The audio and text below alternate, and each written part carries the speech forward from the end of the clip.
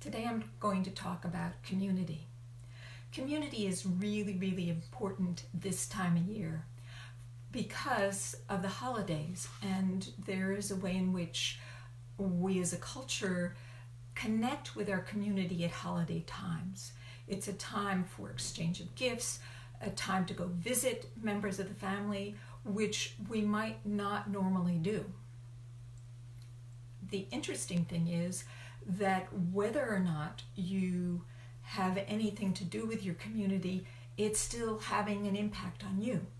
So for example, you choose not to go spend time with your community because they're too difficult, they're trying relatives, you have arguments with them, so you choose not to. Do you escape them? No. You still feel lonely, you still feel disconnected, and they continue to exist inside of your head as memories, as thoughts about how they would behave. Maybe you even get phone calls or you get text messages, so you never really escape. And at the same time, if you choose not to be with them, you can actually feel lonely. Now, what if you don't have community anymore? That is, that you've lost a spouse, or you've lost family members, or you find yourself all by yourself, which sometimes happens. Your parents die, your spouse dies, your children grow up and leave you, or maybe you didn't have any children, and suddenly you find yourself alone. And at the holiday times, being by yourself can be really, really upsetting. And you can really feel all alone. You can really feel sorry for yourself because maybe that wasn't your choice. But even if you are surrounded by family members, you can feel lonely because maybe they don't understand who you are. You have changed a lot and they're still seeing you as the old person. Or you've lost a significant person in your life, your spouse, or maybe a sister or somebody, and they don't understand what you're going through. And so you feel by yourself, or you just don't feel able to stand up or meet the requirements of the communal organization, and so you feel bad. But one of the biggest things is that you have changed and they don't see it. They're still interacting with you the way that you used to. And so then you feel disconnected. When my parents died, I went to my in-laws for Christmas the very first time. And I felt, even though I was surrounded by people, I felt totally alone because they did not yet become familiar with me. Everything they did was, in my book, wrong. That wasn't the way we did Christmas. And I felt very lonely. I finally called my sisters up who were having their Christmas together. Of course, my parents weren't there, so it wasn't the same anyway. But I felt really that aloneness. So why does this happen? Why is this so important? Well, it's important because you can't get away from it. We human beings are herd animals. We are literally wired to bond with each other. We depend on each other for survival. That's the way in which we are biologically constructed. And so there are these huge forces or systems in our body that make sure that we bond. That's one of the reasons why when you lose a significant person in your life, you feel so bad. Because on the biological level, Mother Nature is trying to make sure that you reconnect. Humans, unfortunately, are way more complicated than the average herd animal or the average mammal, animals that do bond with each other. Now, if you're a lizard and somebody dies, you don't even think the second thing about it. There's no bonding there. But mammals do bond because there's a certain amount of time in which they need to care for their young. And so the bonding mechanism ensures that the parents hang around long enough hi, thanks for joining. The parents hang around long enough in order to ensure the survival of the offspring. Human beings are really unique in that we actually bond with our offspring for life. That is, we never lose that connection. Bears, they leave their children up in a tree. Birds, they kick their children out of the nest. Cats, I had a cat, and the female, after a certain point in time, she just stopped having anything to do. She refused to let them nurse, and that was the way in which they let the children know that it was time to move on. But human beings, we don't do that. We continue to connect. So that connection for human beings is extremely, extremely powerful. And when the bond is broken, we feel awful. And we can't just necessarily go and connect again because we have this whole mind that gets in the way. Example of when I went to spend Christmas with my in-laws. I remembered how Christmas was supposed to be. And of course, they didn't measure up to how Christmas was supposed to be in my life. And the same thing, you've lost a partner, and now you're looking for a new partner, but do they measure up? And you also bring all of this experience with you. So if there was fear or there was difficulty, you're going to bring that whole baggage. Even if you don't intend, it shows up in your brains, and it shows up in your thoughts, and it shows up in your body, because we carry our memories not only in our thoughts, but in our physical body, particularly if there's trauma. So humans are more complicated because they have self-awareness. That is, they have an awareness of themselves, of how and what they want, and how they judge themselves. So judgment is also part of that.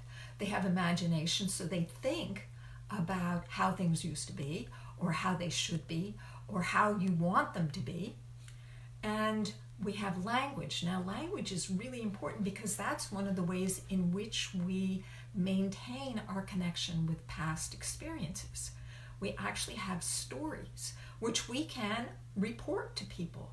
And so our history, our experience exists with us at all times. Whenever we tap into it, it's right there, it's available. And oftentimes things in our environment will trigger those memories without any choice on our part.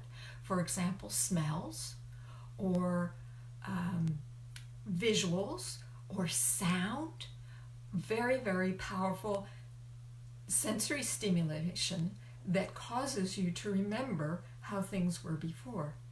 Bringing up your past, bringing up your connection to your past community, and impacting the way in which you show up right in the here and now. I'm reminded of an example of my cousin had a cat, and the cat they had just moved to this area, and the cat went out in the street and got hit, and the cat literally lost one of its eyes. It was blind in one eye. The cat did not spend one moment on remorse. The cat merely adapted and found out how best to proceed. If only we could do that. But because we're human beings, because we have these brilliant brains, we also drive ourselves crazy with our thoughts. And so if you were to have had an accident, done something stupid like go out into the street and get hit by a car, you would think about that situation over and over again. And you would think about that car driver, and maybe you would have a lot of resentment towards them, or maybe you would be feeling guilty or angry at yourself for doing that in the first place. Cats don't do that. They don't have to, because they don't have that brain that jumps in there and affects how you perceive your experience, how you remind yourself of the experience. So how we respond to the current moment is hugely influenced by how we were brought up, our first community. And we carry that first community in our brains, sometimes subconsciously, so wired in that it can affect our bodies without us even having a thought. Because when we come into this world, we are helpless infants and totally dependent on our caregivers, normally our parents, for our survival. We are helpless. And so their behavior towards us has a huge impact on how we behave around community, around our family, around other families, around our relationships. They affect our perception of whether or not we feel safe or not. And the problem is that parents tend to not be perfect. Now, there's a whole psychological study on attachment called attachment theory, about whether or not a child is given the attention they need to feel safe. It's very important for a child to feel safe, because that is, well, we all have that. As human beings, we have a survival mechanism. These bodies are wired to survive. And as a child, because you're so dependent, that awareness of your vulnerability and that awareness of survival is paramount, because you have so little control. Anyway, there are a number of patterns that you might develop as a result of how your parents are. Your parents can be self-centered and not give you enough attention. Your parents can be overcritical, and that affects the way in which you respond or handle the universe. Maybe you're always insecure because you never know if your parent is going to get angry at you for not being good enough. Maybe your parent is overly protective and then really models for you the behavior of fear, so that you never feel secure because your mother was never secure or your father was never secure. Or your parents could actually, one of your parents could actually be abusive. And so that creates a fear and approach avoidance response, because on the one hand you need them, but on the other hand they're terrifying to you.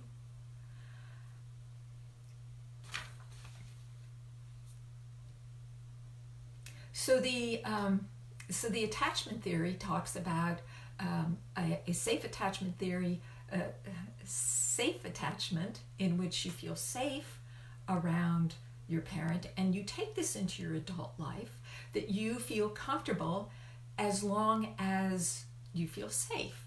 But if you don't feel safe, that creates these behavior patterns to enable you to have some kind of control over your universe. And I, as a PhD psychosocial analyst, I have identified 4 patterns that we develop in order to ensure safety, in order to create a certain amount of success. Now, the one thing you have to remember is that human beings need to be loved and nurtured and nourished. And when they don't get enough of that, or they don't get any of that, they develop these patterns to ensure that they get what they need to be safe. So the patterns I have identified, one is what I call the pleaser. And this is a person who learns to manipulate the communal universe by pleasing behavior, and gets a certain amount of attention and appreciation and acknowledgement for that pleasing behavior. One of the problems with this behavior is it's extremely successful. That is, people like to be pleased, and they will give you rewards for that, and that gets reinforced and reinforced. The problem with it is that you don't learn what you need for yourself. And so you're always focusing out there in the world, trying to manipulate the universe, the communal universe, to give you what you want. And you're very, very susceptible to the response of that community to you. If they're rejecting, you can go down the rabbit hole of feeling worthless and no good and unimportant. And you're constantly comparing yourself to other people. Oh, is this person, this family member getting more attention than I am? Oh, then I must not be valuable at all. And you go down that rabbit hole again. The next pattern that I have identified is what I call the controller or the manager. This person has grown up in an environment that tends to be violent or chaotic or very unsafe. With the pleaser, the parents may be somewhat absent or distracted or not loving enough. But in the controller environment, it's literally unsafe. It's chaotic. Maybe the mother doesn't go out and get the food all the time, or she's out playing around, or the father comes home and gets violent because he drinks. And oftentimes it's intermittent. It's not continuous. So there are times when the father and mother are really loving, and then there are times when they're crazy and they're out of control. In my own life, my mother was mostly loving, but periodically she would get hysterical and very judgmental and very dissatisfied. And therefore, it was very difficult to predict whether there was going to be love or there was not going to be love. And that created a certain amount of ambivalence in that attachment pattern that I had. And many other people out there also have that problem. If the violence or unsafety is continuous, then the child learns what's called a dissociated attachment, where they avoid completely. Or maybe they're there, but they're very, very cautious. So those are the first two patterns, the pleaser and the controller. The next pattern is the self-soother. This is a child who has not she can't win.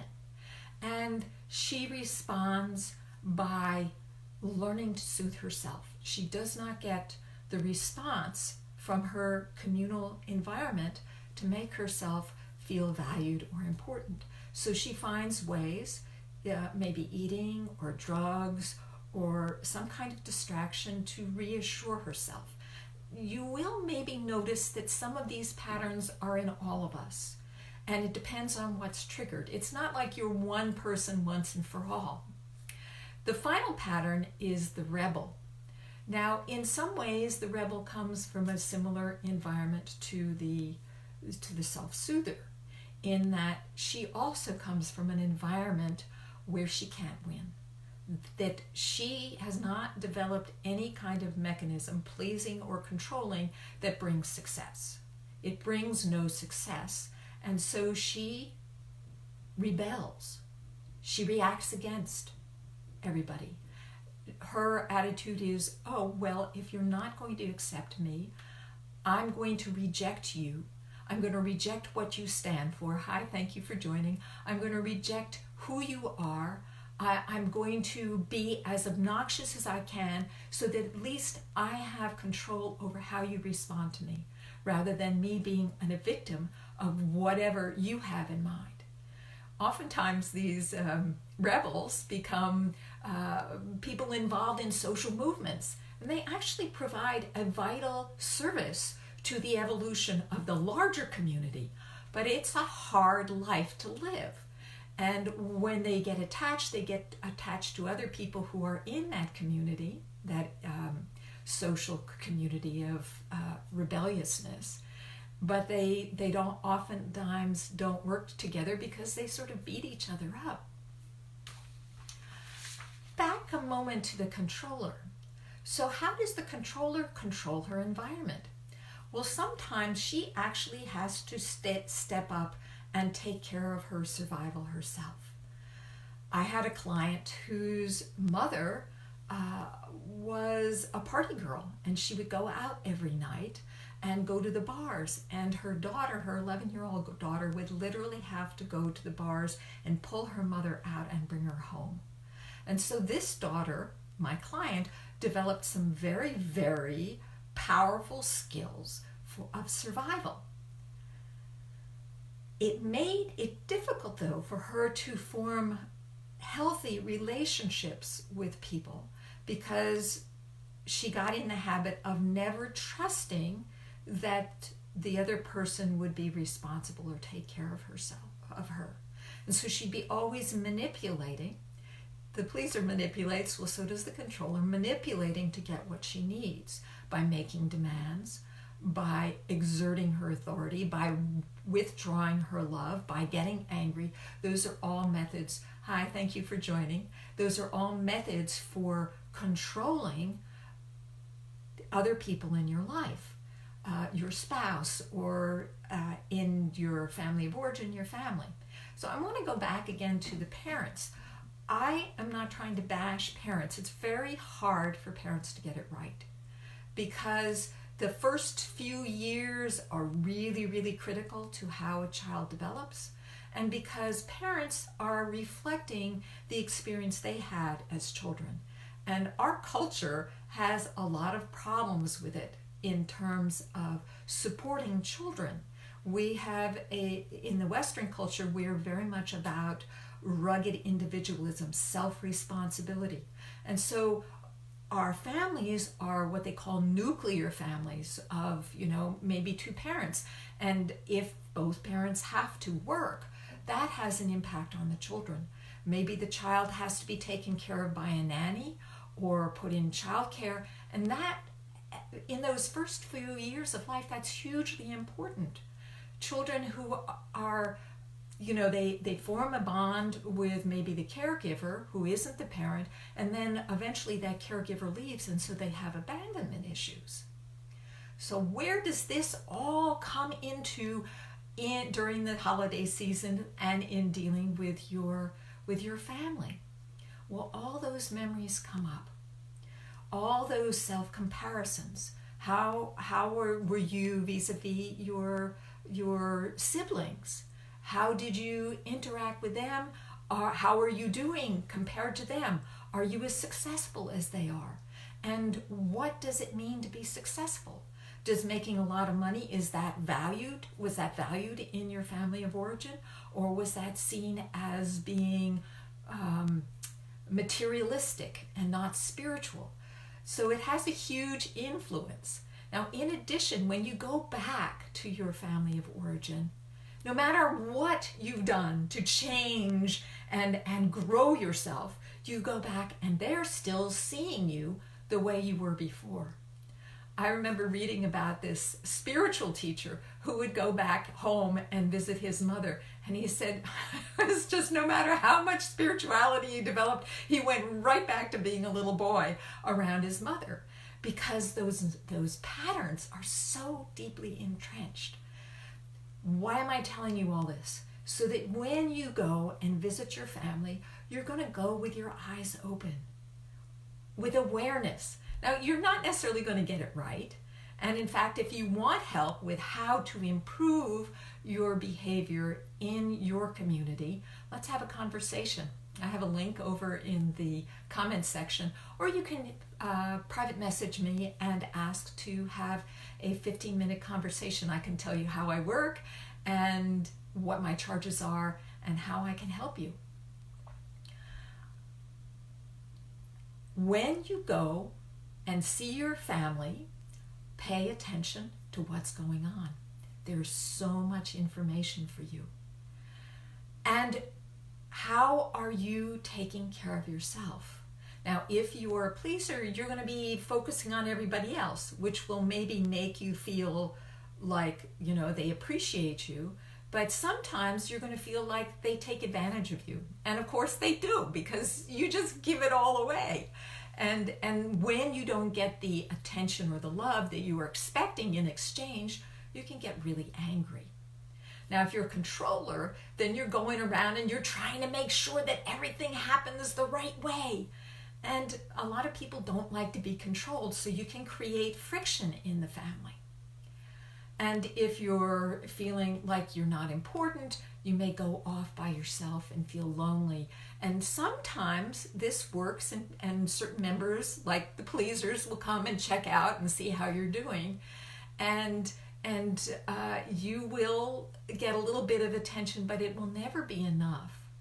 It will never be enough, because the hole inside of you is so huge from not getting the love when you needed what you needed as a child. Now, if you're a rebel, then you create a lot of conflict, and maybe that's exciting, but it also can be very disturbing to you and others in the family, and sometimes people get angry at you, and that's not always pleasant. So take notes when you go home to your family. Now, if you're not going home to family, if you're by yourself, they're going to be there anyway. They're going to be in your mind. They're going to be in your heart. And what can you do to deal with those feelings of loneliness? Community is important. We can't always get the community that's our family, our community of origin. So sometimes we need to create our own community.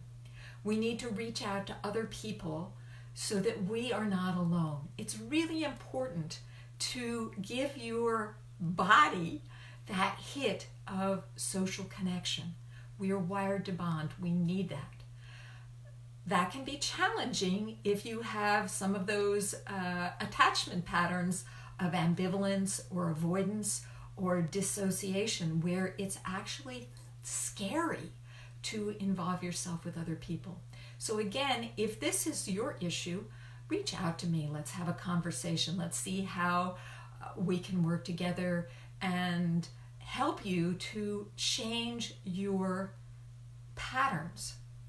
I am working with a woman, and she has just totally changed her relationship with her husband over the last few months. She came feeling totally rejected by her father and totally tamped down. She had health issues. She was totally isolated, didn't get out. And now she's leading a writing group, and she's talking with her husband. And that's after years of having psychotherapy. But when she worked with me, I actually gave her skills and patterns and behaviors that boosted her confidence so that she could actually start to make requests of her husband in a way that was successful. And now he's actually asked to join her writing group, and he's asked her to participate in his business. She was retired, and now she's going back into working. So if you are having a challenge with community, your community, please reach out to me. You don't need to struggle. And remember, community is really important. We are social beings. We are wired to bond. You cannot get away from that. So let's make it better. That's all I have for today. Hope you enjoyed this. Be brilliant, and bye for now.